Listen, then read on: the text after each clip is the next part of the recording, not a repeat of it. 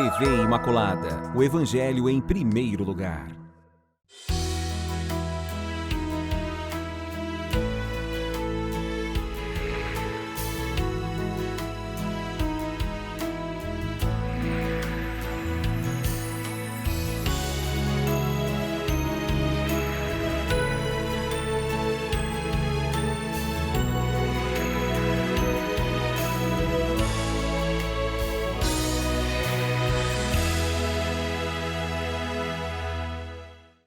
Olá, queridos amigos, nós aqui iniciando mais uma vez nosso maravilhoso programa Páginas da Bíblia.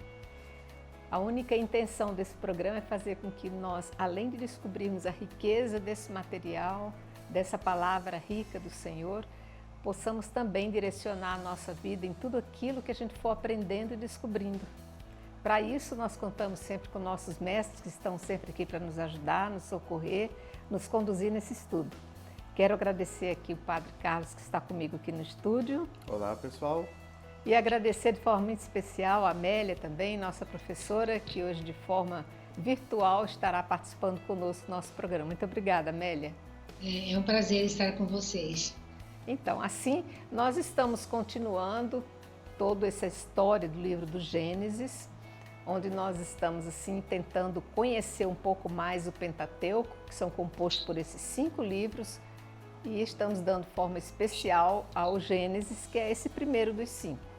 Estamos já avançando, estamos no capítulo 37 e nós vamos no 38 hoje, iniciando essa nova história, conhecer um pouquinho sobre Tamar, uma personagem que vai aparecer, inclusive, na genealogia de Jesus, para que a gente possa saber quem foi essa mulher e qual a sua contribuição na história da igreja. Quero começar aqui então pedindo que vocês acompanhem o nosso material no capítulo 38 do livro do Gênesis. Vou fazer uma pequena leitura do versículo 1 ao versículo 10º, que vai iniciar dizendo: Aconteceu que neste tempo Judá se separou de seus irmãos e foi viver na casa de um homem de Odolã que se chamava Ira. Ali Judá viu a filha de um cananeu que se chamava Sué. Ele a tomou por mulher e se uniu a ela. Ela concebeu e gerou um filho que chamou Er. Outra vez, ela concebeu e gerou um filho que chamou Onã. Ainda outra vez, concebeu e gerou um filho que chamou Sela. Ela se achava em Cazibe quando o teve. Judá tomou uma mulher para seu primogênito Er. Ela se chamava Tamar. Mas Er, o primogênito de Judá, desagradou a Iavé, que o fez morrer. Então Judá disse a Onã: Vai a mulher de teu irmão, cumpre com ela o teu dever de cunhado, e suscita uma posteridade a teu irmão. Entretanto, Onã sabia que a posteridade não seria sua, e cada vez que se unia à mulher de seu irmão, derramava por terra para não dar uma posteridade a seu irmão. O que ele fazia desagradou a Iavé, que o fez morrer também. Então Judá disse à sua nora Tamar: Volta à casa de teu pai como viúva e espera que cresça meu filho Sela. Ele dizia consigo: Não convém que ele morra como seus irmãos. Tamar voltou, pois, à casa de seu pai. Nós vamos parar por aqui e eu vou pedir já socorro ao Padre Carlos, para então, interessante essa questão, essa preocupação que se havia em dar sucessão aos filhos da mesma família, né, Padre? É muito importante pelos motivos que a gente encontra nas próprias promessas de Deus a Abraão e sua descendência. O que está em jogo aqui são 2 coisas. Em primeiro lugar, a própria descendência, que é aqui o que mostra, né, em gerar filhos, mas também a questão da posse da terra, porque a gente sabe, né, que cada tribo e cada família tinha suas posses, né, na reforma agrária, digamos assim, que fizeram lá da terra prometida, quando o povo entra ou vai entrar no futuro. E aí acontece que para preservar essas posses, né, cada tribo preservar os seus terrenos, necessitava dessa posteridade, porque a mulher não tinha direito, né, naquele tempo, de ter a propriedade. Então aí a descendência é importante pela continuidade do povo e nessa questão toda da preservação das posses, dos territórios de cada uma das tribos, assim por diante. Então essa preocupação, né, que aparece de descendência e de terra ao mesmo tempo, que são sempre os dois bens naquele momento, sem dúvida alguma, mais importantes para qualquer povo e para qualquer família. Então essa lei, né, que está sendo aventada aqui pelo costume, né, essa lei na verdade vai aparecer muito tempo depois, né, mas aqui ela já entra na narrativa de que quando, né, um pai, né, um homem não deixava descendência, um irmão ou cunhado no caso, né, da mulher deveria suscitá-lo.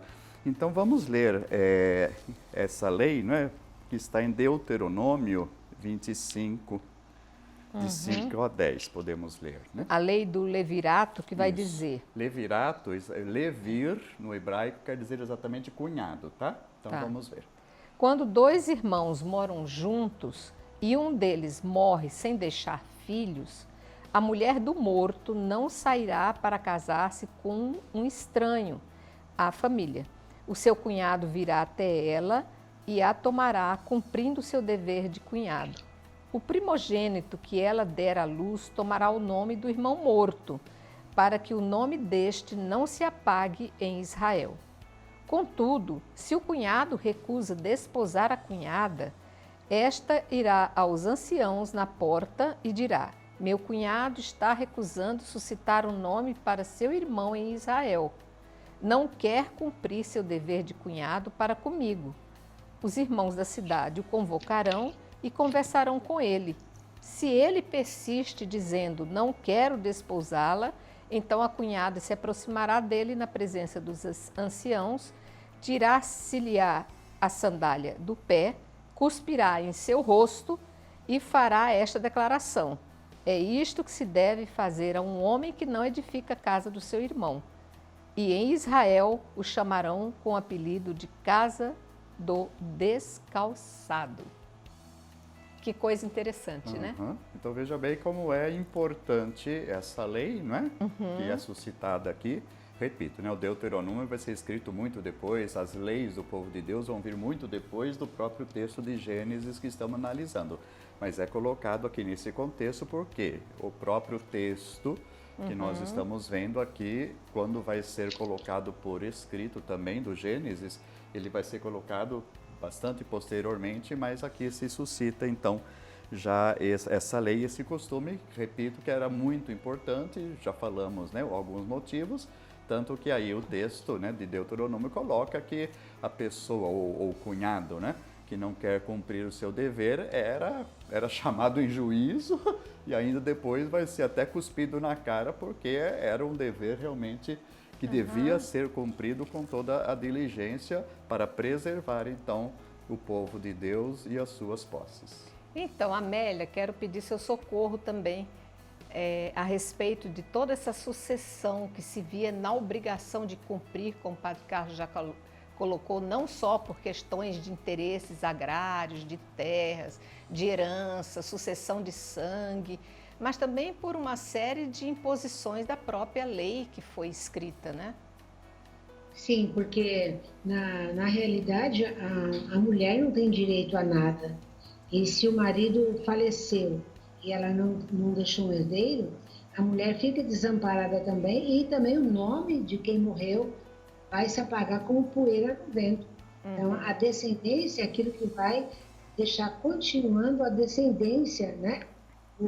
A criança que nascer, então, passa a ser filho daquele que faleceu. Então, todos os bens passam para ele. Isso é muito importante. E também para o cuidado da própria mulher também, porque a mulher fica sem nada. E isso vai garantir. Vale a gente lembrar também que no Evangelho, Jesus ressuscita o filho da viúva de Naim. Nessa mesma questão, só tinha menino. Se o menino morreu, e ela não tem outros para cuidar, ela ia ficar desamparada. Então, Jesus ressuscitando o menino faz com que a mulher tenha alguém que cuide dela também. Né? E nesse texto é importante observar isso, né? Honrar pai e mãe, não é? Também tem muito a ver com isso que realmente a Amélia está lembrando, é importante. A mulher não ficar desamparada, então o filho é que vai dar também continuidade a que ela tenha o mínimo, né? Para poder continuar vivendo com dignidade. Eu penso que ao longo dos anos, essa lei foi entendida de forma bem mais amadurecida. Hoje em dia, por exemplo, títulos de terra são entregues às mulheres, não mais aos homens. E as casas populares, né, dos programas do governo, porque a mulher, queira ou não queira, ela é mais responsável nesse sentido do que o pai, não é? É ela quem assume realmente a filiação, né? Você vê que coisa interessante, como ao longo do tempo, o homem é capaz de vender as coisas para comprar cachaça. A mulher já costuma ter, não todas, mas a mulher costuma ter mais juízo nessa hora. Você vê ao longo do tempo como o entendimento das heranças foi mudando, né, padre? Que coisa mais estranha. Então, voltando à questão de Tamar, padre, como é que fica, então, essa questão dessa sucessão aí? Então, daí o que nós lemos, né, nesse início é o que, no caso, nós estamos falando aqui de Judá, não é? Judá, então, que vai ser o pai das 12 tribos, mas nesse caso aqui, está dizendo que ele toma para si uma mulher estrangeira, né, cananeia, Sué. Nós recordamos quando fala de Abraão depois de Isaac e aqui Jacó, de que tanto Abraão como Isaac, eles querem dar descendência, então, né, Abraão querendo dar descendência a Isaac, Isaac querendo dar descendência a Jacó, pedem para ir à terra de origem, né, em Ur, lá na região, para trazer uma esposa da sua parentela, né, tentando então que haja uma pureza de sangue, vamos dizer assim, que vai ser uma grande preocupação no futuro. E nós temos de Judá mais de uma esposa, que ele está colocando agora essa esposa, Sué, que é uma cananeia, né? Assim como Tamar também, embora não mencione explicitamente, mas também é uma cananeia. Era mais importante, nesse momento dos patriarcas, né? Não voltar atrás ao estrangeiro, que agora estrangeiro, que era a terra de Ur, né? Era mais importante não voltar atrás para ficar na terra prometida, né, do que a própria pureza do sangue, que havia sim uma preocupação, mas aqui a gente vê que uma das esposas, pelo menos, era estrangeira, assim como Tamar também uma estrangeira.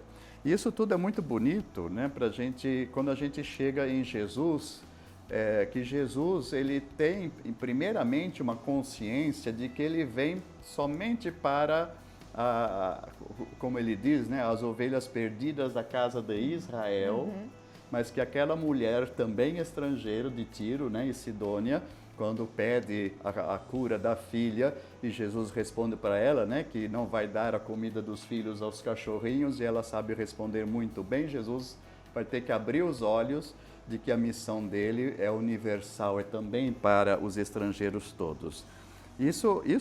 Esse capítulo todo que a gente está vendo, essa questão de Tamar, depois os filhos que são gerados dela, que a gente vai ler mais para frente um pouco, entra muito importante nessa questão de Jesus, que nós estamos aqui colocando, porque o próprio Jesus, então, e o povo de Deus como um todo, ele tem componentes estrangeiros.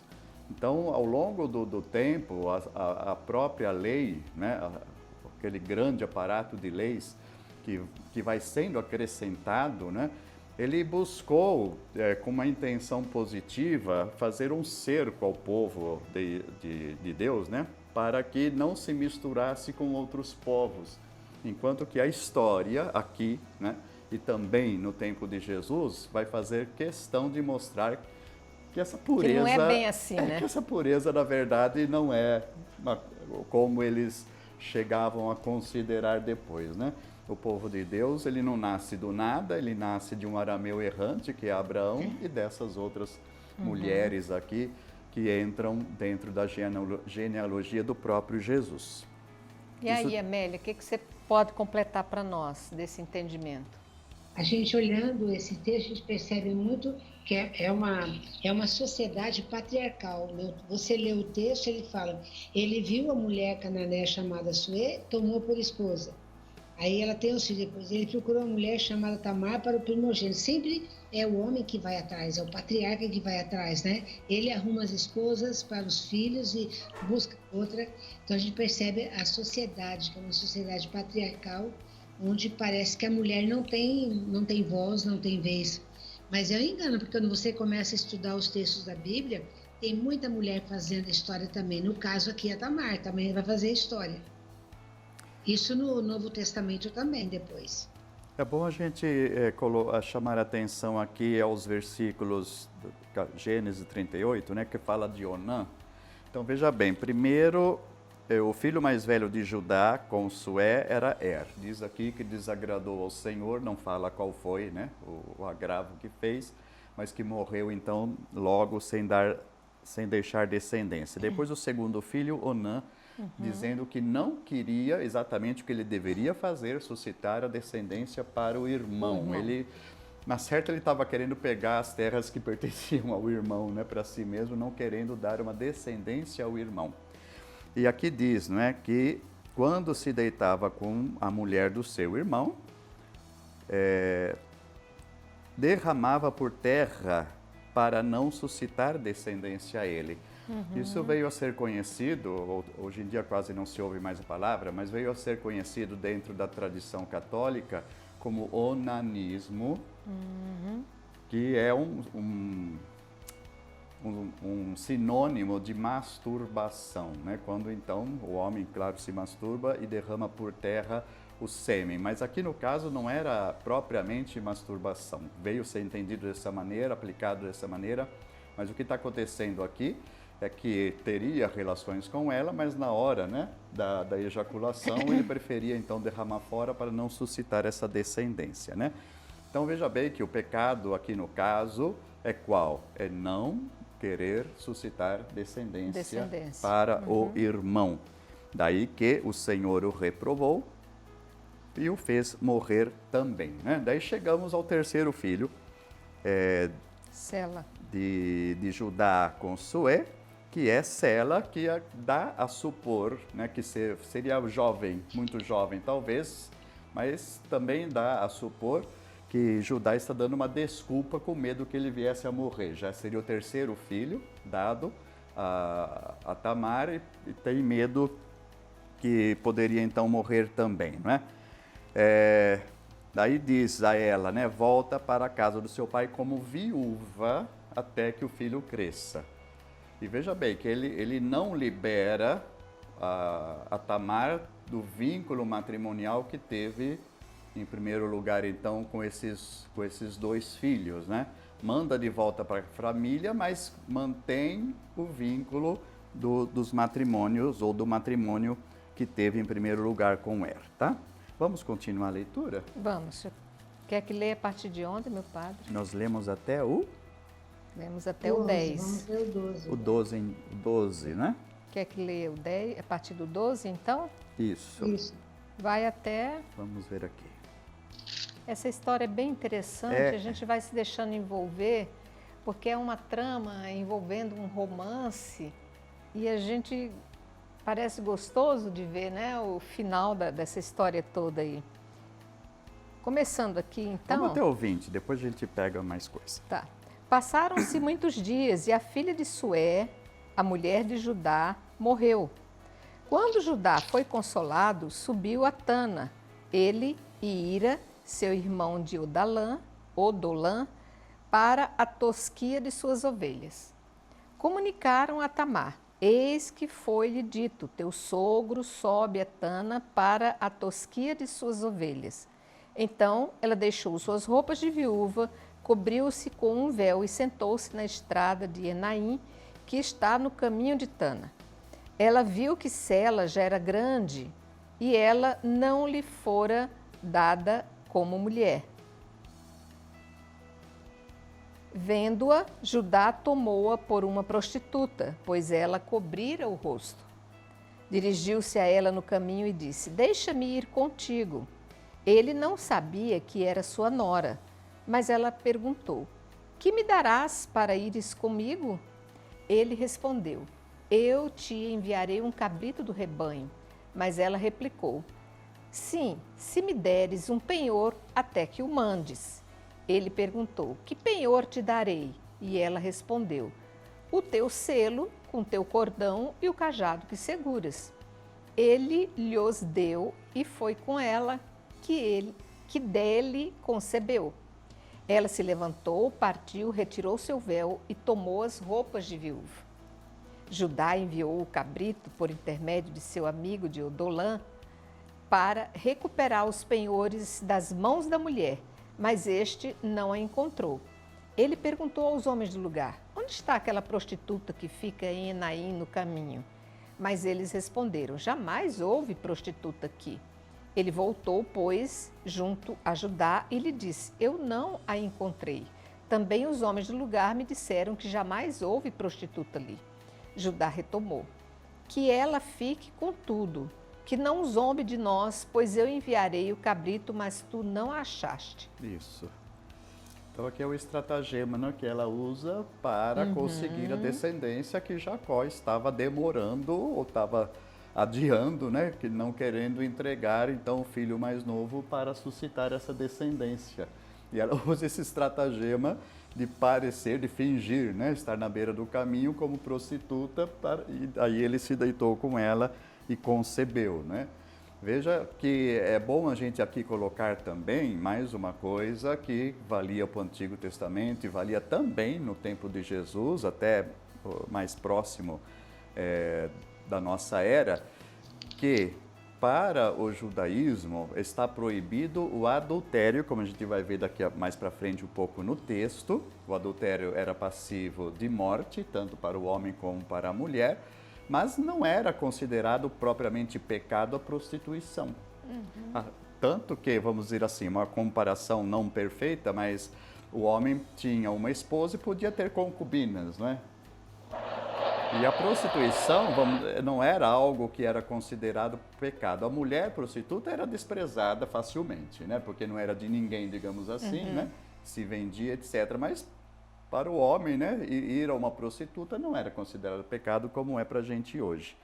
Então aqui ela se coloca, né, como prostituta no caminho e vem toda essa descrição, né? Então, já que não tinha como pagar no momento, ele fala: vou dar o cabrito, mas peraí, né? Como é que eu vou confiar em você?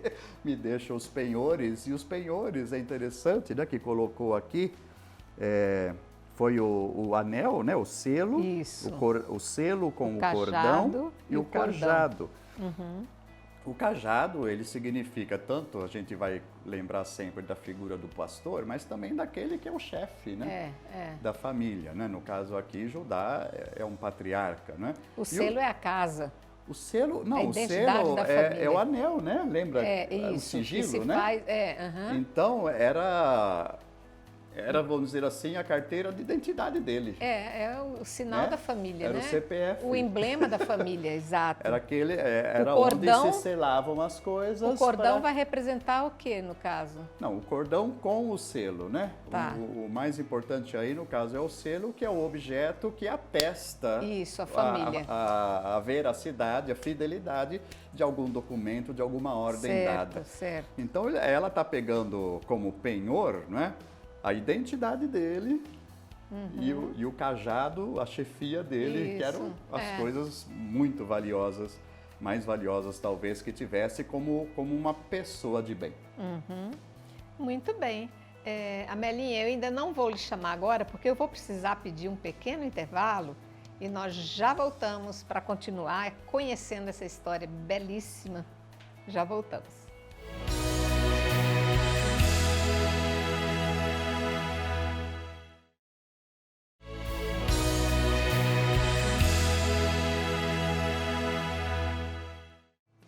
Voltamos, queridos. Estamos conhecendo a história de Tamar, essa grande mulher que vai aparecer como um acidente de percurso nessa linhagem de Jesus.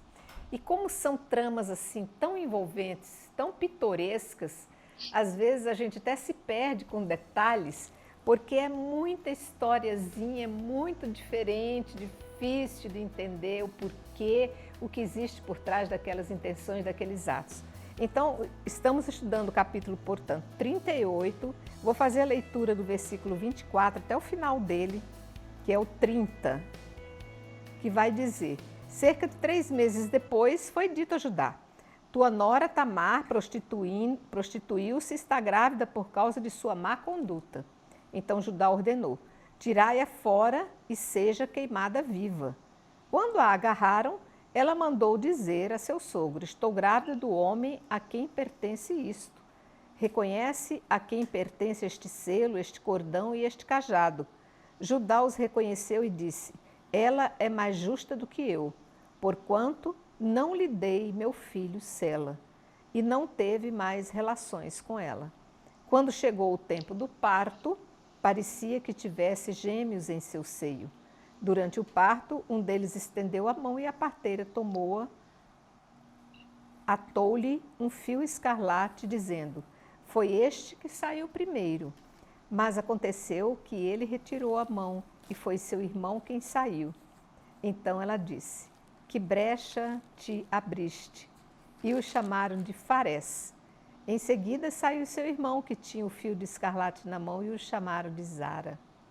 Essas crianças eram mais espertas do que as de hoje, Amélia. Até no seio da mãe, antes de nascer, elas já faziam trapaça entre elas. As de hoje já nascem com o olho aberto. As de antigamente nasciam com o olho fechado, mas sabiam o que elas queriam por objetivo, né? Amélia, explica para nós, então, esse detalhe tão pitoresco, que eu fico achando que isso tudo é muito fantasioso, não é possível? Eu fico encantada com as histórias que o povo escreveu da Bíblia, isso é muito interessante mesmo, né? Do jeito de contar, tudo tem uma explicação. Então, na realidade, quando ele usa da nora, né? E ela fica grávida, avisam que ela está grávida, ele fala: ela tem que morrer, está na lei. Mas aí, o que ela faz? Quando ela é levada ela tinha que morrer, aí ela usa da verdade, né? Ela fala: olha, quer saber de uma coisa? Olha aqui, meu sogro, o dono desses objetos que engravidou aqui, ó, vê se você reconhece o anel do selo, o cordão e o cajado. Ele reconhece e fala: realmente, ela é inocente, eu não sou inocente, pois eu não dei a ela o meu filho Sela. Aí, e fala, então ele deve ter levado para casa, e o texto fala, não teve mais relações com ela. Então, na realidade aqui, ela usou de um direito que era dela, ela tinha o direito, porque ela ficou em casa, em traje de viúva, aguardando que ele a chamasse de volta para receber o filho dele, o Sela. Ele não fez, né? E ela, então, usou de um direito. A sentença é anulada e ela... Qual foi o delito dela? Exigir a vida, o que ela tinha de direito, né? Então, aí depois vem, quando chega na hora do parto, tinha gêmeos. E ao dar à luz, é muito interessante. Um deles estendeu a mão, a parteira pegou, amarrou um pulso, no pulso dele um fio vermelho. Esse é o primeiro. Mas, de repente, o bebê enfia a mão para dentro e o outro aparece. Ela fala: mas que brecha que você abriu? E chamou o Farés, né? E outro Zara. Na realidade, está falando são das genealogias, né? As gerações que vão vir. O Farés, depois vai ter a tribo dele, e de Zara também. Mas não dá para a gente perguntar na Bíblia nada. Ela tem muita simbologia. Perguntar: foi assim mesmo? A gente que já é mãe sabe que o bebê, quando aponta para sair, não volta para dentro, ele sai, né? E nem empurra um. Eu tenho gêmeos, nasceu um, depois nasceu outro, ninguém empurra para nascer primeiro que aquele, né? Mas já vai mostrando, a gente vai lendo nos próximos capítulos a história de uma tribo em cima da outra, a questão de direitos, de poderes, né? Muito interessante. É interessante aqui a gente fazer o paralelo com o nascimento de Esaú e Jacó, que depois, então, um vai roubar a primogenitura do outro, né? Aqui a parteira foi muito esperta. O primeiro que colocou para fora marcou, como se soubesse que ia acontecer. Claro que não, né? A Amélia está dizendo, deu bastante simbologia, mas quem nasce sai primeiro, então é o Farés. Então, Zara significa vermelho. Então, a parteira colocou um fio vermelho, né? Para marcar ele. e Fares foi o que saiu primeiro, abriu a brecha. Então, Fares quer dizer a brecha, né? Mas então esse paralelo com Esaú e Jacó vem outra vez dizer, né? A briga entre irmãos para ter os direitos, né? Isso, Mas, isso. mas acima de tudo, é bom a gente recordar aqui também, primeira coisa, quando o Judá soube que ela estava grávida, contaram para ele que ela tinha se prostituído e estava grávida, condena à morte. Outra vez lembrando, não era por causa de prostituição, mas no caso por causa de adultério, porque a considerava, apesar de não lhe dar o direito, a considerava como casada, né, com os 2 filhos que já teve, esperando, não sei quando, né, da parte dele, o Sela ir suscitar a descendência. Então é isso que estaria sendo condenado aqui. E quando vê então, né, o que aconteceu, claro, ele tem que se retratar que ela não cometeu adultério, mas ela fez cumprir o direito, como já falamos, que não tinha sido concedido a ela, né? Então a injustiça, o que seria uma injustiça, uma condenação, ao contrário, foi um estratagema que ele reconhece. Fui eu que não cumpri os deveres e não ela que faltou com o seu dever, né? E a gente vai ver que a Tamar também, ela vai figurar na genealogia de Jesus lá no Isso. Evangelho de Mateus, capítulo 1, versículo 3.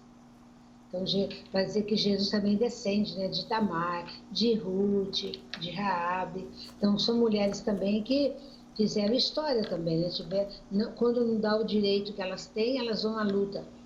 Eu vou aproveitar, já que você citou, Amélia, e vou ler, Isso. que está aqui, vocês abrindo o Evangelho de São Mateus, no capítulo 1 logo, vai tratar da ascendência de Jesus. Livro da origem de Jesus Cristo, filho de Davi, filho de Abraão. Abraão gerou Isaque, Isaque gerou Jacó. Jacó gerou Judá e seus irmãos. Judá gerou Fares e Zara de Tamar. Fares gerou Esrom.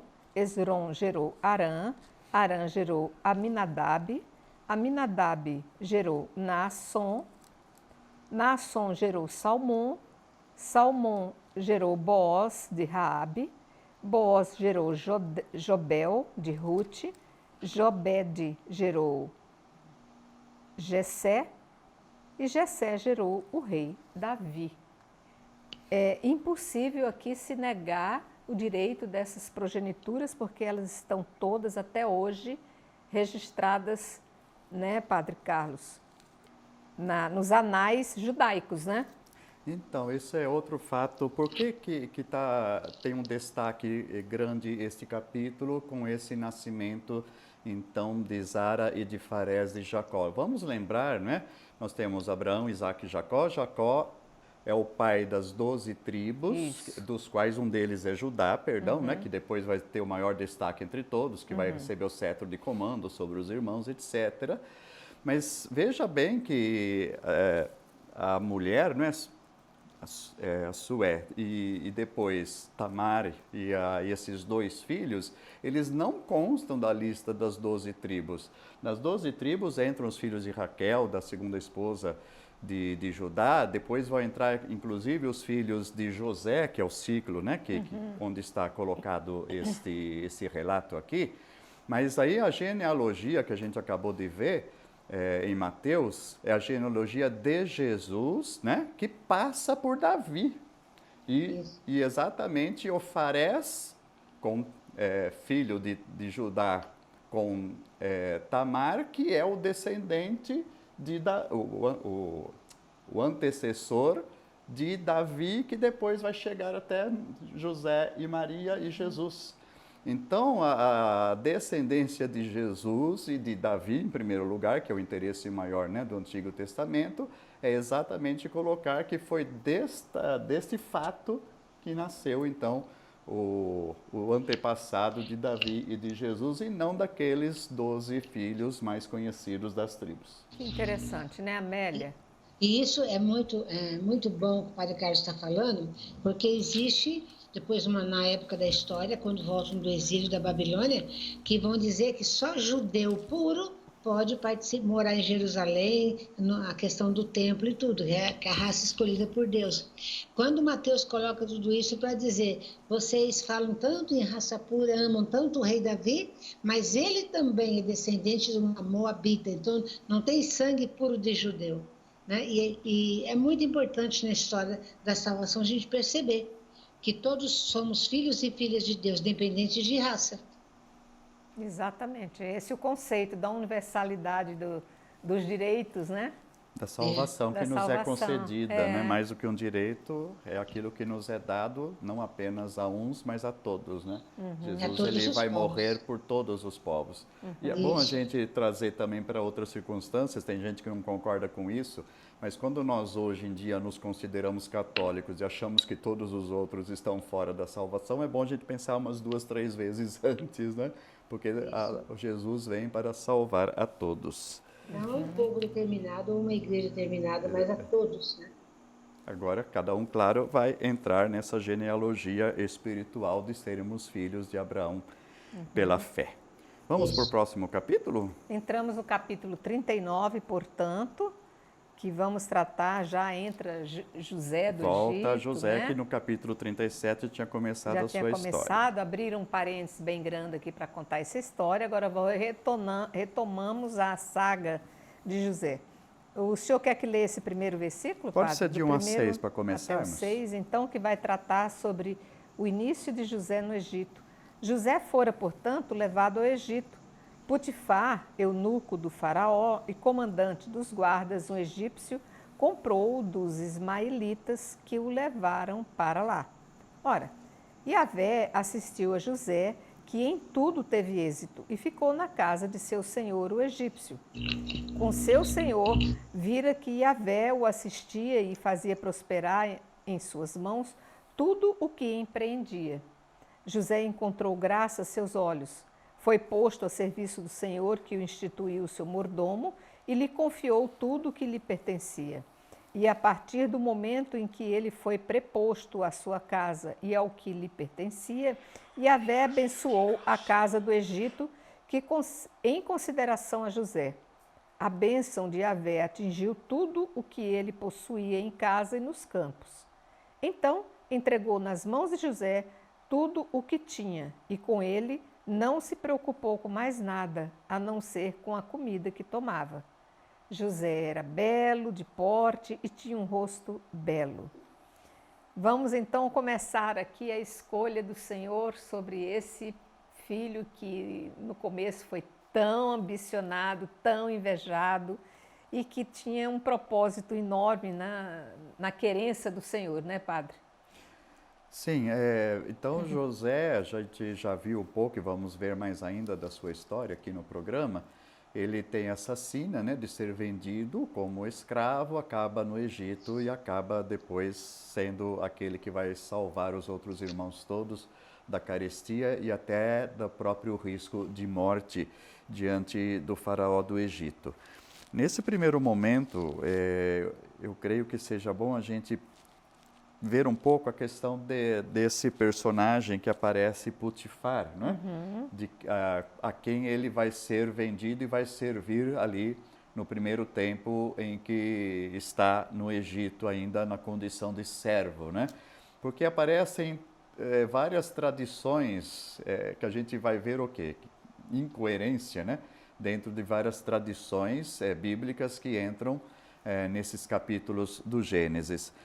O Potifar, ele é considerado, primeiramente, como ministro e mordomo do faraó, da sua casa. Depois ele vai aparecer, aqui nesse capítulo nosso, como chefe da guarda do faraó, que poderia até, vamos dizer, mesmo que fosse a mesma coisa. E mais para frente, nos outros capítulos, ele vai aparecer depois como sacerdote, olha só. Olha só, o cara era um polivalente. Quer dizer, né, a tradição pegou aí várias histórias, creio eu, um pouco diferentes e acaba juntando essas tradições nesse relato e surgindo essas incoerências aqui, não é? Mas Potifar, claro, ele está muito próximo do faraó, seja qual das funções, né, aqui o texto atribui a ele, E por isso é que José vai acabar sendo conhecido do faraó e depois se tornar o seu primeiro-ministro, né? Então aqui nós temos esse, digamos assim, o primeiro degrau de José no Egito, que depois vai dar ensejo a tudo que vem depois da sua grandeza lá e do seu papel diante dos demais irmãos. Amélia, né? sua contribuição, minha querida. Se a gente for pensar de uma forma incompreensível, mas aparece 4 vezes a palavra Javé estava com José. Né? 4 vezes. E o Senhor estava com José. Depois, várias vezes, né? Muito interessante. E por causa dele, então Javé abençoa a casa do Potifar também, né? É interessante porque nesses capítulos todos que vão se seguir a respeito da história de José, Deus não atua diretamente. Deus fez isso, Deus fez aquilo. Não, né? Sempre coloca como a Amélia nos disse. Deus estava com ele e por isso então ele tem todo o progresso e toda a bênção, né? Tanto depois na interpretação dos sonhos, no seu modo de administrar, que guardou o trigo, né? No tempo das vacas gordas para depois as magras, ou seja, tudo aparece como Deus que está com ele e lhe dá toda essa sabedoria e toda então a sua vitória. E a gente vê que através da vontade do Senhor, tantos fatos vão... Quem de nós não conhece a história de José do Egito, né? Aquele filho mais novo, que foi invejado pelos mais velhos, sentiam-se diminuídos no amor e na atenção do pai, porque o pai sempre se voltava mais para José. Ele é vendido e o pai é enganado, dizendo que havia perdido o filho porque tinha sido morto pelas feras. E José vai parar no Egito como um desígnio de Deus, porque na realidade é esse deslocamento de José para um outro país que faz com que surjam as bênçãos sobre toda a família de... E toda a história do toda a Êxodo história depois. Que, não é? Que coisa extraordinária. Então, agora, sigamos, o senhor quer que lê qual trecho de 7 agora? a 20 agora, capítulo 39. Isso. Aconteceu que, depois desses fatos, a mulher de seu senhor lançou os olhos sobre José e disse, dorme comigo. Mas ele se recusou e disse à mulher de seu senhor, estando eu aqui, meu senhor não se preocupa com o que se passa na casa e me confiou tudo o que lhe pertence. Ele mesmo não é, nesta casa, mais poderoso do que eu. Nada me interditou senão a ti, porque és sua mulher. Como poderia eu realizar um tão grande mal e pecar contra Deus? Ainda que ela lhe falasse a cada dia, José não consentiu em dormir a seu lado e se entregar a ela. Ora, certo dia, José veio à casa para fazer seu serviço e não havia na casa nenhum dos domésticos. A mulher o agarrou pela roupa, dizendo, dorme comigo. Mas ele deixou a roupa nas suas mãos, saiu e fugiu. Vendo que ele deixara a roupa nas suas mãos e que fugira, ela chamou os seus domésticos e lhes disse, vede, ele me trouxe um hebreu para nos insultar. Ele se aproximou para dormir comigo, mas lancei um grande grito, e vendo que eu levantava a voz e gritava, deixou sua roupa a meu lado, saiu e fugiu. Colocou a roupa a seu lado e esperando que o Senhor viesse para casa. Então ela lhe disse as mesmas palavras. O escravo hebreu que nos trouxestes aproximou-se para me insultar. E quando levantei a voz e gritei, ele deixou sua roupa a meu lado e fugiu. Quando o marido viu que lhe dizia sua mulher, eis de que maneira teu escravo agiu para comigo, sua cólera se inflamou. O senhor de José mandou apanhá-lo e pô-lo na prisão onde estavam os prisioneiros do rei. O senhor quer que siga? É bom a gente entender até aqui, né? Em Amélia, a gente vai ver que há uma manobra aqui, mulher danada, né? Mulher, quando quer uma coisa e não é atendida, ela usa de ardil até onde pode, né? É elas que estão falando, gente. Eu percebi que o ardil desta mulher foi contra ela. Diga, Amélia. José tinha o posto de mordomo, né, e estava direto com os familiares do Potifar, né? Principalmente com a esposa, mas o texto fala que ele era muito belo, inteligente, né? E que ele devia ser muito, muito amável com tudo isso. Então, ele cuidava de tudo como como se fosse um escravo qualquer, né? Mas a mulher pensava que ele era um escravo qualquer, só que ele não era. E ele era escravo, mas era leal ao patrão dele. Mas na realidade, quando ela tentou, ela queria que ele dormisse com ela, ela se viu rejeitada, ferida na vaidade dela, ela agarrou pela roupa para obrigá-lo a ceder. Aí ele larga a roupa e sai correndo, né? O resto é o desfecho. A gente fala assim, toda novela que acontece isso, o marido, ela conta para o marido, ele dá crédito, né, às palavras dela, e ele vai ser lançado então na prisão, né? Aí, mas era uma prisão diferente, era uma prisão que era do rei mesmo, né? Aí a gente fala assim, José não chega a maldade que teve lá, que foi vendido como escravo, e ainda também agora ele experimenta essa maldade também na própria casa que ele está ali, né?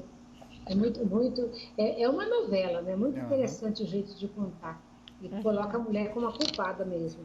É interessante que esse como a gente falou antes, é um degrau para a escalada dele dentro do Egito, né? Porque seria de se esperar, bom, não sei da legislação do Egito propriamente, mas seria de se esperar que numa acusação dessa, de querer deitar-se, né, com a esposa do seu amo, que ele fosse logo condenado à morte aqui, né? No caso aqui, ele vai para essa cadeia, depois então a gente vai ver os próximos capítulos, o que vai acontecer, né?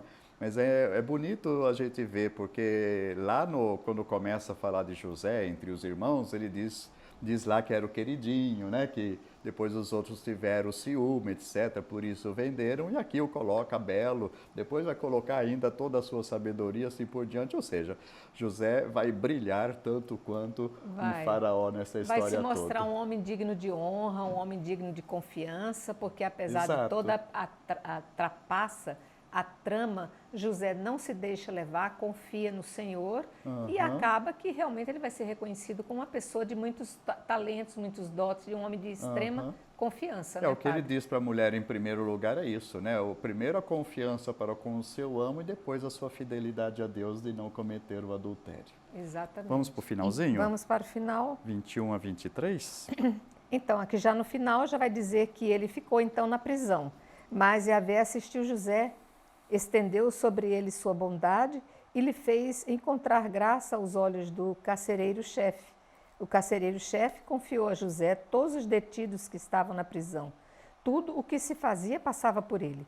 O carcereiro-chefe não se ocupava de nada do que lhe fora confiado, porque Yahvé o assistia e fazia prosperar o que ele empreendia. Então a gente vê que até as trevas, quando tentam dominar a bondade, quando aquilo é do interesse do Senhor, ela não prospera, né, padre? Amélia, você quer finalizar? Quer finalizar? É para falar assim, novamente repete, mas o Senhor estava com José, né? Então, para dizer, tudo que acontecia, o Senhor estava com ele, né? Em tudo que ele fazia. Aí ele ganha as graças também na prisão e o que acontece com ele? Ele vai preso, mas aí vai cair nas garras, né, nas graças do chefe da prisão, e que vai confiar para ele todos os presos da cadeia. E tudo era feito conforme o desejo de José, né? Ele não vigiava mais, aí o texto fala, pois o Senhor estava com José em tudo o que ele fazia. É muito interessante esse texto todinho, às vezes, que repete que o Senhor estava com ele, né? Muito, muito interessante mesmo. Muito bem, então eu considero como por hoje nós já termos então conseguido entender quem é José, o objetivo do Senhor através desse instrumento para chegar a toda a perfeição daquele seu plano de resgatar o povo para que continuasse toda essa saga pelas mãos de José. Agradeço infinitamente o Padre Carlos, que está aqui conosco no estúdio, que nos orientou, nos conduziu nesse estudo. Agradecer a Amélia, que está ali por via Skype conosco, nos também dando sua preciosa contribuição. Muito obrigada, viu, Amélia? Eu é que agradeço. Então, agradecer a cada um de vocês que esteve conosco nesse programa de hoje e dizer que o próximo programa vai estar maravilhoso, que nós vamos continuar com essa história de José, que nós já sabemos, belíssima história, mas que é cheia de emoções e com detalhes fica ainda mais interessante. Agradeço a todos vocês, então, fique com Deus, salve Maria Imaculada. Salve Maria Imaculada.